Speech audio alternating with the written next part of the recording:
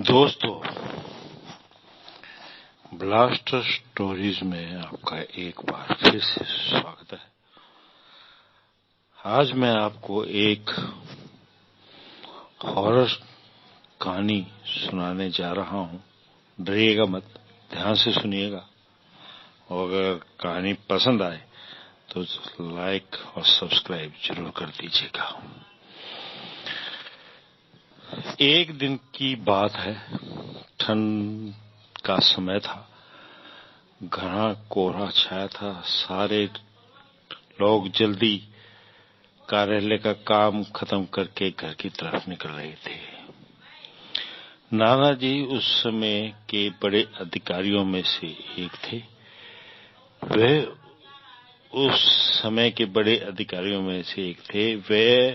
उस समय के उच्च वर्ग के लोगों में एक अमीन का काम करते थे। रोज की तरह भी उस दिन काम खत्म होने के बाद घर के लिए अपनी गाड़ी से रवाना हो गए। रास्ते में उन्हें हाट से कुछ सामान भी लेना था, तो वे अपने साथियों से अलग हो गए और उन्होंने घर की कुछ जरूरत के सामान लिए और गाड़ी आगे बढ़ा दी। आगे जाने पर उन्हें कुछ मछली बाजार दिखा और वो मछली खरीदने के लिए रुक गए। ताजी मछलियां लेने और देखने में टाइम ज्यादा ही गुजर गया। उनकी जब अपनी घड़ी पर नजर गई तो उन्हें आभास हुआ कि आज तो घर जाने में बहुत देर हो जाएगी और ये सब लेकर घर पहुंचने में काफी समय लग जाएगा। फिर यही सब सोचकर उन्होंने सोचा क्यों ना जंगल के रास्ते से निकला जाए और जल्दी पहुंच जाऊंगा। तो उन्होंने अपना रास्ता बदला और जंगल की तरफ अपनी गाड़ी को घुमा लिया। समय 11 बज चुके थे। गाड़ी तेज रफ्तार से आगे बढ़ रही थी। तभी अचानक तेज ब्रेक के साथ गाड़ी को रोकना पड़ा। उनकी गाड़ी के आगे एक औरत जोर जोर से रो रही थी। उन्होंने सोचा इस वीराने में ये औरत क्या कर रही है। उन्हें लगा कि कोई मजदूर की पत्नी होगी जो नाराज होकर घर छोड़कर जंगल में भाग आई है। उन्होंने उससे पूछा कि यहाँ जंगल में तुम क्या कर रही हो, लेकिन उसने कोई जवाब न देकर और जोर जोर से रोने लगी। सारे जंगल में इसकी हूं सी सिसकियां गूंज रही थी। फिर नाना जी ने पूछा तुम्हारा घर कहाँ है, लेकिन वो कुछ भी न बोली। जब नानी जी ने कहा कि आज चलो मेरे घर रहना, सुबह अपने घर चले जाना, जंगल बहुत डरावना है, सारे जंगली जानवरों से भरा है, रात भर यहाँ मत रुको, चलो आज मेरे घर में सबके लिए खाना बना देना और कल सुबह अपने घर चली जाना। उसने सुना तो झट से तैयार हो गई और गाड़ी की पिछली सीट पर बैठ गई। सिर पर बड़ा सा घूंघट डालने की वजह से उसका चेहरा छिपा हुआ था। कुछ ही देर में गाड़ी घर के दरवाजे पे थी। घर के लोग कब से उनकी राह देख रहे थे। गाड़ी रुकते ही पापा ने पूछा आज तो बहुत देर हो गई और सारे लोग भी आ चुके हैं। तब उन्होंने सारी बातें अपनी माँ को बताई और कहा कि आज खाना है इसलिए इससे बनवा लो, कल सुबह ही अपने घर चली जाएगी। इतनी रात को बेचारी जंगल में कहाँ भटकती, इसलिए मैं इसे ले आया। घर पर पापा को कुछ संदेह हो रहा था कि कहीं चोर तो नहीं है, रात के को सोने के बाद या खाना बनाते समय के घर का सामान ही न चुरा कर ले जाए। पर बेटी की बात को वे कैसे मना करते। उन्होंने उस औरत को देखा। तब माँ बोली आज तो मैं इसे रख लेती हूँ, लेकिन कल सुबह होते ही चले जाना और जाओ रसोई में सामान उठाकर ले जाओ और खाना बना दो। उसने फिर से जवाब नहीं दिया, बस हूं की आवाज बाहर आई और वो सारा सामान लेकर माँ के पीछे बहुत दूर चल दी। रसोई में सारा सामान रखवाकर माताजी ने उसे खाना जल्दी बनाने की सख्त हिदायत दी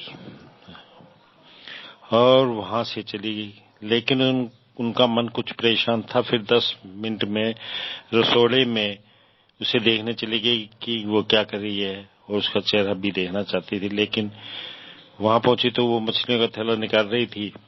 उन्होंने बहुत जोर से गुस्से से कहा यहाँ सब खाने का इंतजार कर रही हो और तुम अभी तक मच्छियां लिया निकाल रही हो, कल सुबह तक बनाओगी क्या? उसने के सिर पर घूंघट अभी भी था तो चेहरा दिखना मुश्किल नहीं नामुमकिन भी था।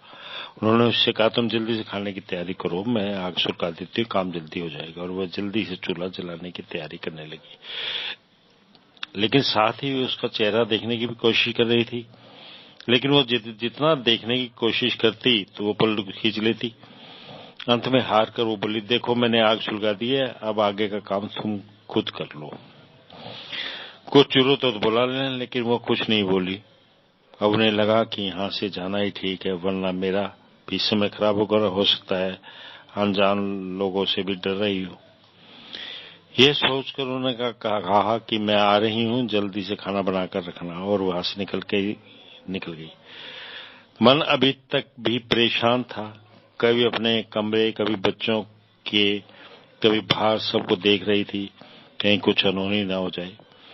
1 मिनट भी आराम से नहीं बैठ पाई। अभी 5 मिनट ही हुए थे।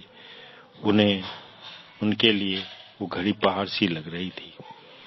समय बीत ही नहीं रहा था। 8 मिनट बड़ी मुश्किल से गुजरे और तुरंत ही कुछ सोचकर रसोई की तरफ दौड़ी और वहां पहुंचकर आया। जैसे ही उन्होंने रसोई घर का नजारा देखा, उनकी आंखें फटी रह गई। उनके पैर बिल्कुल ही जाम गए, ना उनसे आगे जाया जा रहा था ना पीछे। उनके हृदय की धड़कनें रुक रही थी। वो औरत रसोई में बैठकर सारी कच्ची मछलियां खा रही थी। सारे रसोई में मछलियां और खून बिगड़ा पड़ा था। उसके सिर से भी घूंघट भी उतरा पड़ा था। इतना खौफनाक चेहरा आज तक उन्होंने नहीं देखा था। बाल नाखून सब बड़े हुए थे। मछलियां खाने से में मगन होने की वजह से उसे कुछ ध्यान भी नहीं था और खुशी से कभी कभी वो आवाजें भी निकाल रही थी। हूं सी आवाजें आ रही थी। रसोड़े पिछवाड़े में होने की वजह से और लोगों के ध्यान भी इधर नहीं आ रहा था। माँ को कुछ नहीं समझ में आ रहा था कि चिल्लाने से कहीं घर के लोगों को नुकसान न पहुंचाए। वह चुड़ैल से अपने घर को कैसे बचाए ये समझ में नहीं आ रहा था। बस भगवान का नाम ही उनके दिमाग में आ रहा था। अचानक वे आगे बढ़ने लगी उसकी तरफ और झट से एक थाल लिया और चूल्हे की तरफ दौड़ी। वो चुड़ैल की नजर भी पापा पर पड़ चुकी थी, सो वो भी कुछ सोचकर अपनी जगह से माँ कुछ देर भी नहीं करना चाहती थी। उन्हें पता था कि अगर आज जरा सी भी लापरवाही हुई तो उन्होंने हो जाएगी। उस चुड़ैल के कुछ करने से पहले ही चूल्हे तक पहुंच गई और चूल्हे के पास पहुंचकर उन्होंने जलता हुआ कोयला थाल में भर लिया और चुड़ैल की तरफ जोर से फेंका। आग की जलन की वजह से अजीब सी डरावनी आवाजें निकलने लगी। अब तो उसकी आवाजें बाहर भी जा रही थी। सारे लोग बाहर से रसोई की तरफ भागे। वो चुड़ैल जोर से हूं जोर की आवाजें निकाल रही थी और पूरी रसोई में दौड़ रही थी और माथे जी को पकड़ना भी चाह रही थी। लेकिन अब सारे लोग रसोई में आ चुके थे। काफी लोगों की भीड़ देखकर वो डर भी गई थी। लोगों की भीड़ को थेलती हुई बाहर जंगल की तरफ भाग गई। सारे लोग ये मंजर देखकर डरे सहमे से खड़े थे और मन ही मन माता जी की हिम्मत की दाद दे रहे थे। तो दोस्तों, ऐसे छूटा चुड़ैल से पीछा।